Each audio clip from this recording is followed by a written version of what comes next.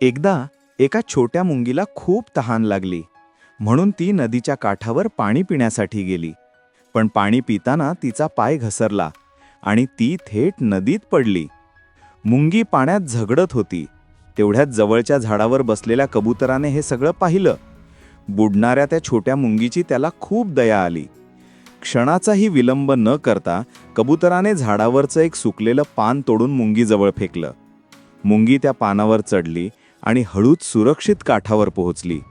पण कथा इथेच संपत नाही. तितक्यात तिकडे एक फासेपारधी आला.